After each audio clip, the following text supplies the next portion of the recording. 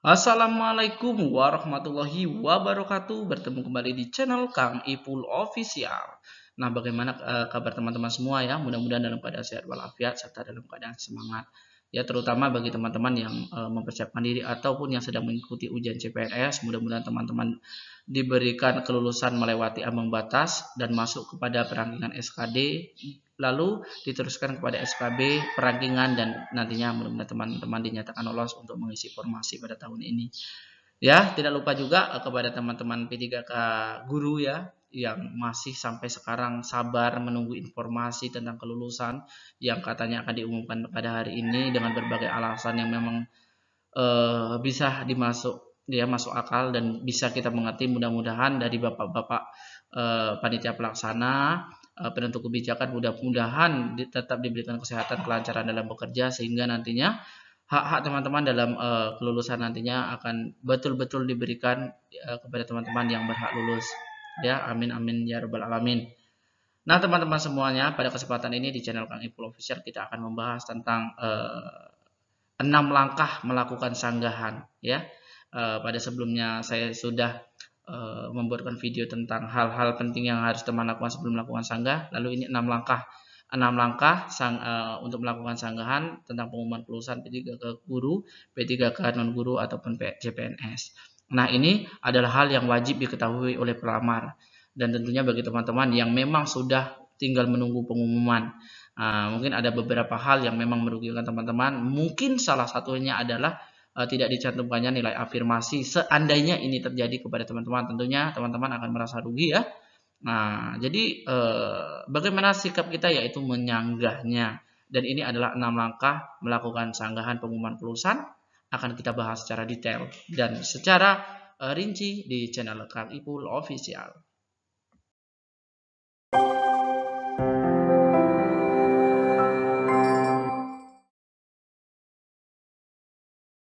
Namun sebelum lanjut kepada pembahasan yang lebih rinci, bagi teman-teman yang belum subscribe, silahkan subscribe channel ini ya, channel Kang Ipul Official.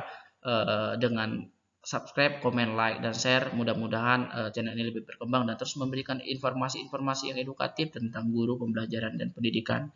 Terima kasih kepada teman-teman yang sudah mendukung channel ini ya, yang sudah subscribe channel ini dan membagikan video-videonya. Mudah-mudahan ini bermanfaat untuk teman-teman semua dan teman-teman dinyatakan lulus ya dan diberikan kelancaran sehingga teman-teman nantinya diberikan kelulusan. Amin amin ya robbal alamin. Baik, langsung kita bahas pembahasan kali ini lebih rinci. Oke, bela teman-teman semuanya. Seperti yang tadi saya sampaikan ya, informasi atau pembahasan kali ini yaitu tentang 6 langkah melakukan sanggahan seleksi P3K guru, P3K non guru, dan CPNS 2021. Apa-apa saja ya langkah-langkahnya, langsung kita bahas pada pertemuan kali ini. Sebelum kita melanjutkan kepada pembahasan 6 langkah, tentunya kita harus mengetahui jadwal kapan masa sanggah itu diberikan ya. Itu masa sanggah kita lihat pada pengumuman ini yaitu sekitar setelah pengumuman yang seharusnya tanggal hari ini ternyata tidak, maka kita sabar menunggu dan nanti setelah dinyatakan pengumuman kelulusan itu kita diberikan waktu 3 hari untuk melakukan sanggah atau masa sanggah 1. Oke, ini kalau seandainya dari jadwal, tetapi karena jadwalnya juga mundur, ya pasti nanti masa sanggahnya juga mundur. Yang penting teman-teman terus mengikuti update pada portal P3K Kemendikbud. Oke, kita langsung lanjutkan.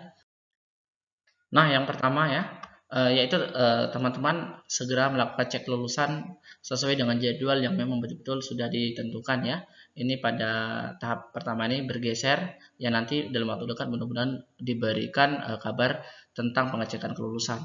Nah, peserta yang dinyatakan tidak lulus pada pengumuman kelulusan pertama akan tampil pemberitahuan tidak lulus pada portal pengumuman yakni p3k.kemendikbud.go.id atau portal resmi yang disediakan oleh Kemendikbudristek terkait pengumuman kelulusan secara resmi tentang P3K.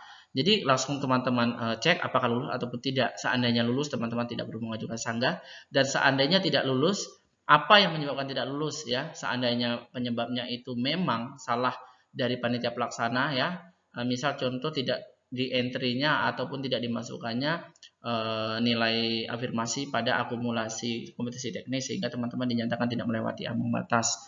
Nah, seandainya itu terjadi, maka teman-teman silahkan mengajukan sanggah. Oke teman-teman, saya ingatkan kembali lagi, seandainya memang kesalahan itu dari panitia pelaksana, teman-teman boleh mengajukan sanggah. Akan tetapi apabila teman-teman sadari bahwa kesalahan itu dari teman-teman sebagai pelamar, maka lebih baik teman-teman tidak mengajukan sanggah. Yang kedua, jika ingin menyanggah hasil tersebut, login ke akun SCN bkn.go.id atau P3K Kemendikbud. Jadi nanti pada pengumuman pertama ini teman-teman akan diarahkan bagi yang ingin menyanggah itu melalui akun SCN atau P3K Kemendikbud. Ya, kita tunggu informasi resminya. Lalu yang ketiga, isi alasan sanggahan dan jabarkan kronologi serta bukti dukung yang diperlukan pada form sanggah. Dalam mengisi alasan perhatikan hal berikut. Yang pertama, alasan sanggah yang pelamar isi harus benar. Ini harus benar. Jadi jangan teman-teman mengada-ngada ya, harus benar, realistis, tidak mengada-ngada dan berdasarkan dokumen yang sudah diunggah sebelumnya. Ya, seandainya teman-teman pada pendaftaran awal itu mempunyai sertifikat pendidik sudah terbaca, tentu teman-teman sudah mengupload. Akan tetapi ketika pada pengumuman terakhir afirmasi sertifikat pendidik teman-teman tidak dimasukkan, akhirnya memang teman-teman rugi yang seharusnya teman-teman mendapatkan 100% pada kompetisi teknis, akhirnya tidak dimasukkan. Nah, teman-teman bisa menyanggah karena sebelumnya teman-teman sudah dinyatakan ada afirmasi sertifikat pendidik. Oke. Selanjutnya, alasan sanggah harus sesuai dengan dokumen sebenarnya, dan apabila ternyata isian yang dibuat pelamar tidak sesuai dengan dokumen, maka pelamar bersedia menanggung akibat hukuman yang ditimbulkannya. Nah, ini maka tadi saya sampaikan pada awal, seandainya memang itu kesalahan dari pansel karena teman-teman sudah memberikan data yang jelas, ya, dan betul-betul teman-teman punya data itu, tidak mengada-ngada, silahkan disanggah. Apabila seandainya kesalahan itu dari teman-teman semua ataupun teman-teman dari awal tidak mengupload cerdik ataupun apa ya pada pendaftaran awal itu, maka jangan disanggah karena itu pelamar harus bersedia menanggung akibat hukuman yang ditimbulkannya. Jadi kalau karena kita melihat adanya hukuman di situ, jadi teman-teman betul-betul lihat apakah itu teman-teman bisa disanggah ataupun tidak. Kalau tidak disanggah, tak usah teman-teman sanggah karena akan menimbulkan hal-hal yang mungkin tidak kita inginkan. Oke, baik teman-teman, kita lanjutkan yang keempat, yaitu apabila pelamar sudah yakin dengan sanggahannya, pelamar dapat menceritakan tentang disclaimer ataupun seandainya ada regulasi lain terkait tentang aturan terbaru penyanggahan, silakan teman-teman ikuti ya informasi yang terbaru. Nah, selanjutnya yang kelima, yaitu setelah mengisikan sanggahan, maka sistem akan menampilkan peringatan apakah Anda yakin untuk mengakhiri dan memproses penyanggahan. Jika sudah yakin, silakan pelamar memilih tombol iya. Nah, seandainya teman-teman merasa yakin bahwasanya sanggahan teman-teman itu adalah memang murni kesalahan dari Panselnas, itu teman-teman silahkan mengiyakan masalah sanggahan ini. Namun jika pelamar tidak yakin tentang sanggahan ini apakah memang benar atau setengah yakin teman-teman ini kayaknya kesalahan dari saya, maka saya sarankan untuk memilih tidak. Ya, setelah memilih tombol iya, kemudian akan tampil informasi bahwa pengajuan sanggah berhasil. Ya, saya ingatkan kembali lagi teman-teman harus betul-betul memikirkan apakah memang sanggahan teman-teman itu berdasarkan dengan ketentuan bahwasanya sanggah akan diterima apabila data atau kesalahan itu berasal tidak dari pelamar. Kalau seandainya dari teman-teman sebagai pelamar, saya sarankan tidak. Selanjutnya yang terakhir nomor 6, yaitu pelamar yang telah berhasil melakukan sanggah dipersilakan untuk melakukan refresh halaman. Kemudian ini halaman ini nanti kemungkinan atau apakah di portal SCN ataupun pada pengumuman pada portal Kemendikbudristek tentang P3K Kemendikbud.go.id itu ya. Nanti silahkan ikuti informasi terbarunya ya. Nanti saya akan berikan juga tentang proses sanggahan itu melalui portal yang mana. Kemudian sistem akan menampilkan keterangan bahwa Anda sudah pernah menyanggah. Harap menunggu jawaban sanggah dari instansi tersebut. Ini adalah proses sanggahan dari pelaksanaan 3K sebelumnya ya. Nah, teman-teman semua, ini adalah 6 hal penting yang memang harus diketahui oleh teman-teman semua sebagai pelamar apabila akan melakukan sanggah pengumuman. Oke teman-teman semua, itulah 6 langkah melakukan sanggahan terhadap pengumuman kelulusan.